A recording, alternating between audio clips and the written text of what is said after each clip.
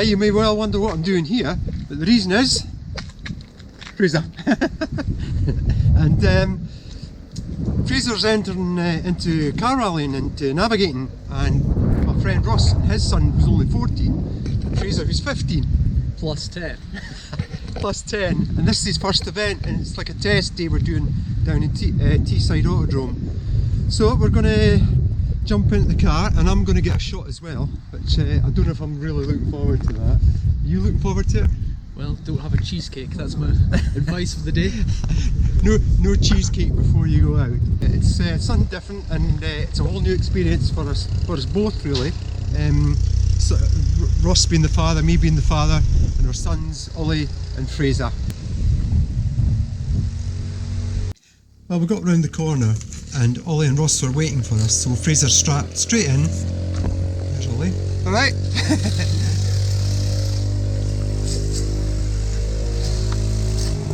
That's the back end of Ross, giving Ollie his pep talk before he goes out. Right. You not set any world records on your first attempt, alright? And straight out onto the circuit.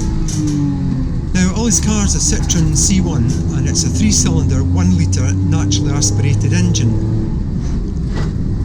And round these tight corners it tends to sort of bog down a little bit, pulling away from the corner. He tried it first there, but it was actually better in second. Pop out over the top here, keep it in second, and this is where it really loses against the other cars, especially the Volkswagen Ups. You'll eventually get it into third, but they've already pulled away quickly.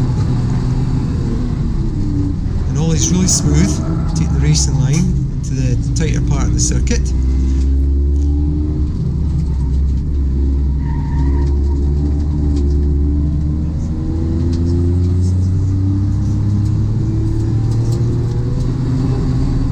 And out, and eventually over the chicane, curb hopping on the way.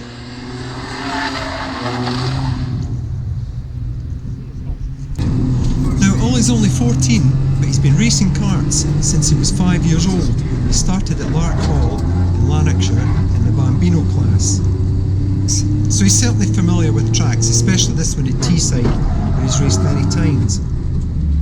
He's very cool and calm behind the wheel for a youngster who's only driven 4 times, incidentally.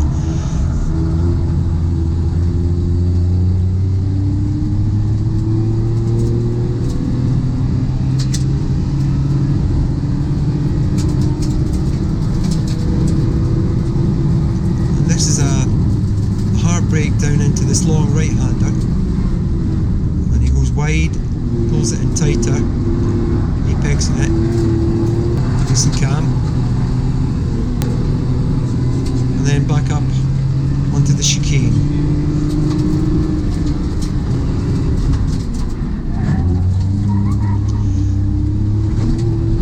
So he was out for about 10 laps, and he was eventually brought in by his dad.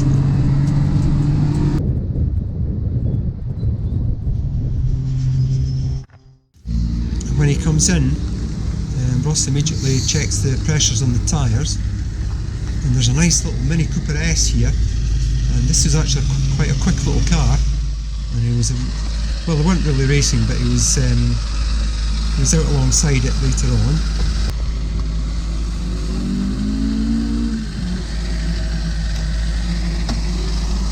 Well, how'd it go? Alright. Right. Got it pretty quick anyway.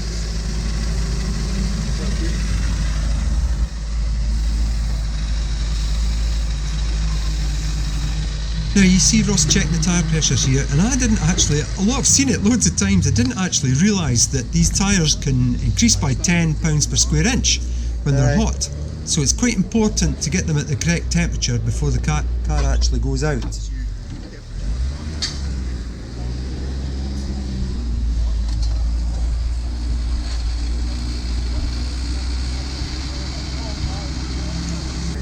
You seem to get into it pretty quick. You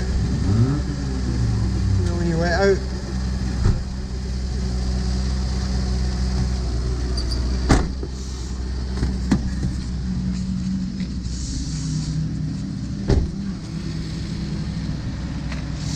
Well, you hung on. place, which is good. It's they're good seats as well. Aye. Cool protection seats. Not a lot of just grip in general for the whole car. Grip. Yeah, front's really bad. It's washing. Pushing on though, is it? Oh, it's hanging on like down round that bottom corner. You'd see it sort of bouncing round. Just move back inside. And as I said, Ollie's no stranger to this circuit, and indeed holds a couple of lap records here. And over the years, from 5 years old, he's raced in the Bambino class, Junior Road Tax and Cadet Championships, and has won many races and holds many lap records along the way. And I believe he's won a couple of championships as well. To eventually racing alongside Rob Smedley's Electroheads kart racing team.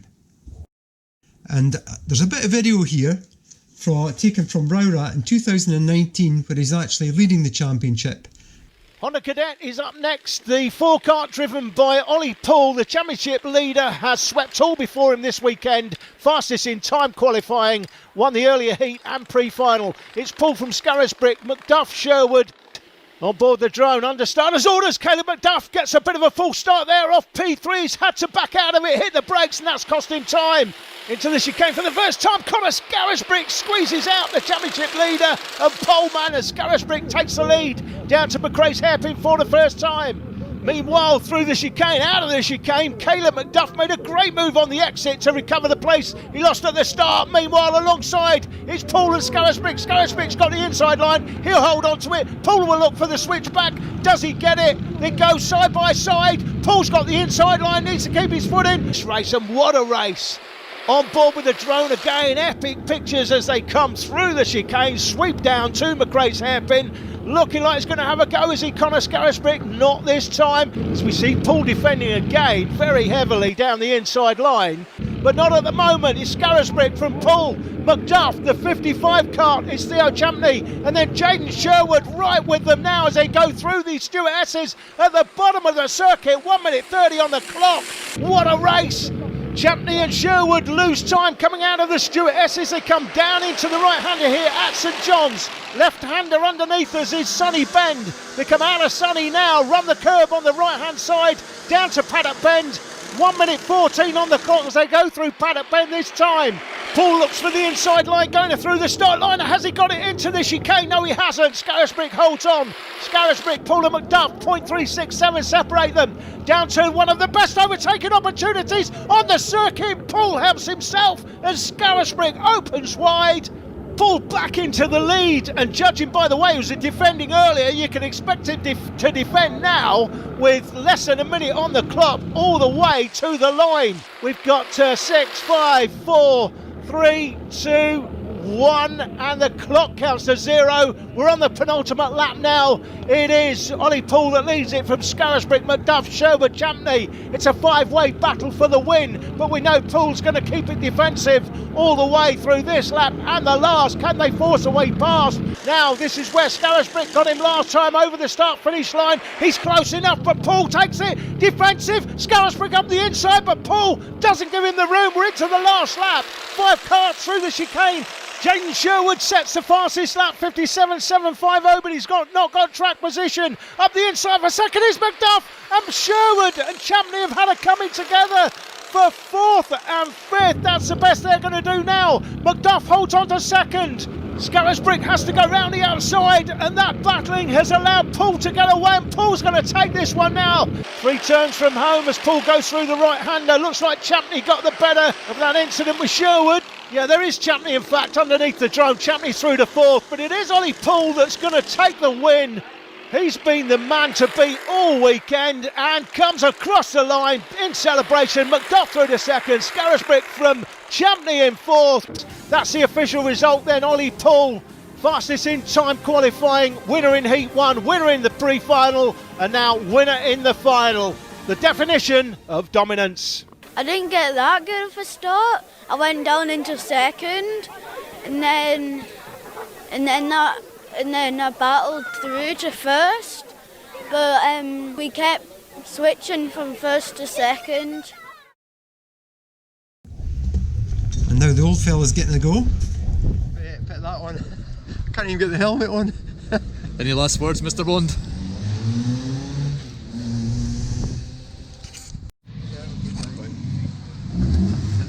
Here we go.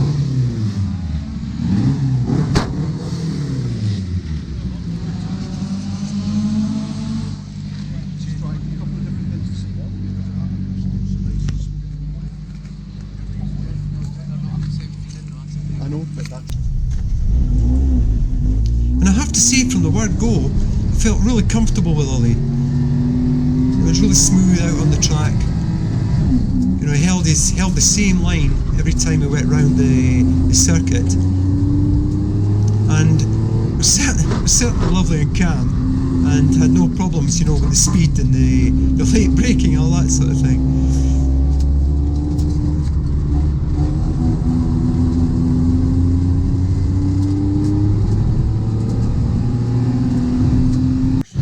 So when we went out, they changed the track, and we went into the infield section. And this part is actually flat out, and he just hops the curbs, right, left, braking hard into the left-hander, taking it in wide, cutting the apex, getting the racing line, going out wide, and then down into the bottom right-hander, take it wide, just tucking the apex, then moving out wide, then up to the chicane.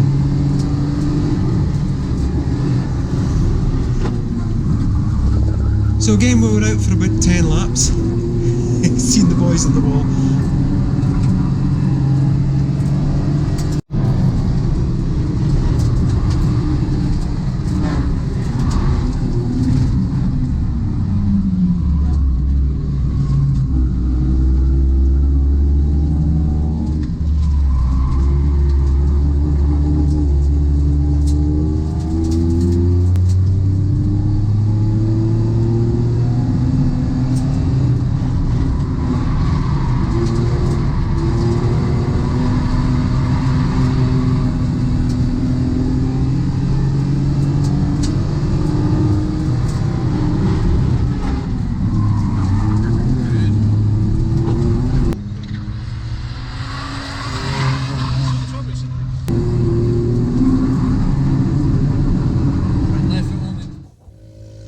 So after a few laps, it was our time to come in, and I really enjoyed that, but I had to let Fraser back into the car, because that's what this day was all about.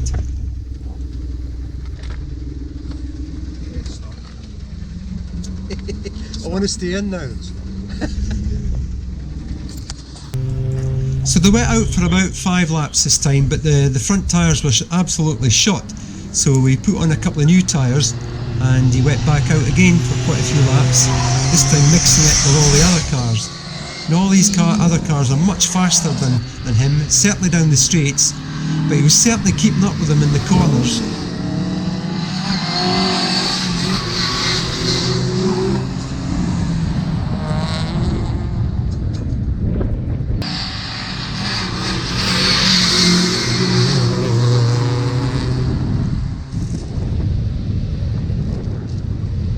Like then with the different tyres on? Oh, much better grip wise. Aye. You can tell the weight, it's bogging down Aye. as you're trying to Way, drive out of a we corner. gained almost 10 psi in that section. Whoosha. We're way over 10 tyres. No wonder the Aye. tyres got worse. Aye. The other ones weren't making on you at all. You know, in the top section, even that I mean, when we were with Focus. the Mini in the other car there, this was catching up aye. in the twisties. Aye. It's just as soon as they got down the straight, or you need to put the power down, that's where they got away from us. But as he says, You gained 12 psi. That's why it was getting worse as the session went on. That should balance it out a little bit better now.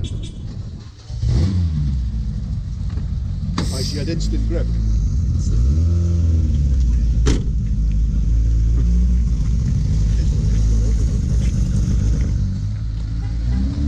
And it just shows you by the more grip the lower when you feel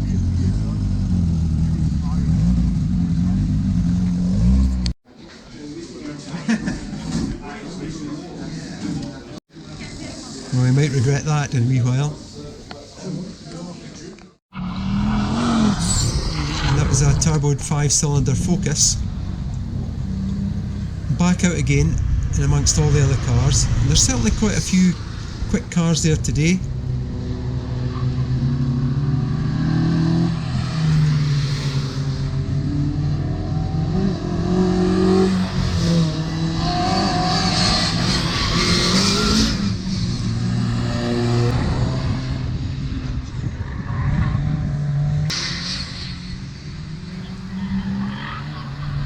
But it's good practice to race alongside the other cars. And it was quite a warm day, so there's plenty of heat in the tyres. But like all good things, it had to come to an end.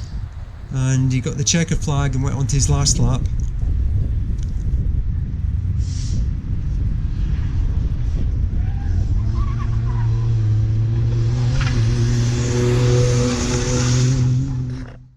And then he packed up onto the trailer and away home.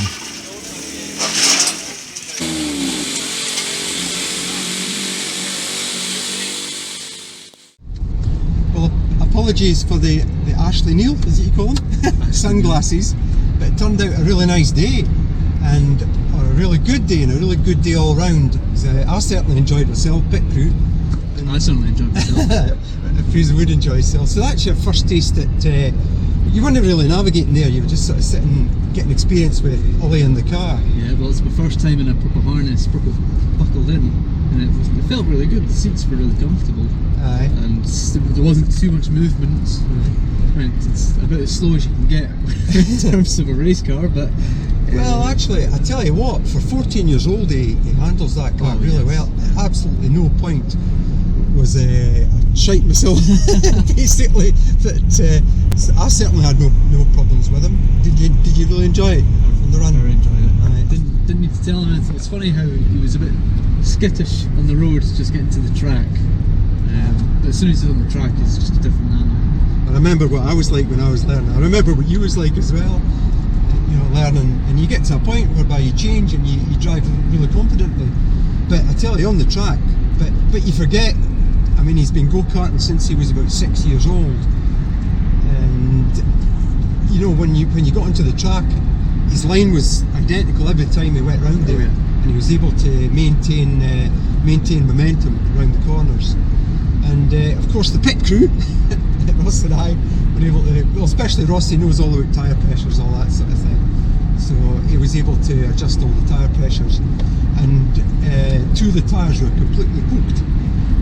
So, you know, if you had a little puncture on there, there's I suppose it's better than being in a rally because you've just got trees and all that sort of thing. Gravel traps, at least. Gravel traps, aye. But he was keeping up with a lot of the higher powered cars. I mean, that Nova in there was like 240 brake horsepower. So, you know, he's doing well to keep up with it around the corners. The Nova, Fiesta, the Mini, and the other juniors and the Volkswagen Ups. He was keeping up with them in the corners. Yeah, no problem. So I think, you know, he's one to watch, definitely. Not just because he's my friend's son, but you know, you can sit beside somebody and you instantly have confidence with them, and that's exactly what I feel like with Ollie. Oh, yeah. I don't know what you're like with me. I'm sitting on the A19 here and I'm determined not to go through the tunnel because I got fined there last year, so I'm going to cut off at some point. I don't want to give them any more money than I need to. I was really annoyed then. But anyway, we're on our way home. We're going to have a wee stop off on the way home. As usual, I hope you've enjoyed the video. Our next event is going to be Kames in near Kilmarnock, is it? Yeah. Which is, Fraser's not actually navigating for him there. You might be navigating for Gary in that event. Possibly, if we can get the car built in time. The car's not even got its engine in, and that's is it a Mark 1? It's an Evo 2. And it's an Evo 2, and he's building it up like historic specs, so that's one to look out for. So Fraser's going to do that, and you're also going for your, what is it? The bars test. The bars test the day before. So he's got to get through his bars test to be able to navigate for Gary. Yeah. So he's got to get through that and then navigate for Gary. Ollie's going to be there. It's quite a tight circuit, so it should be interesting. But Gary certainly rates him as a driver as well. So I'm going to go over his pit crew again with Ross, so I can change the odd wheel and wipe the odd windscreen. But as usual, if you enjoyed the video, thumbs up, keep watching, keep subscribing, and we'll see you again soon in the rally car and the pit crew. Hey! And who do you want to thank for your victory this weekend? Who's important to you? My dad.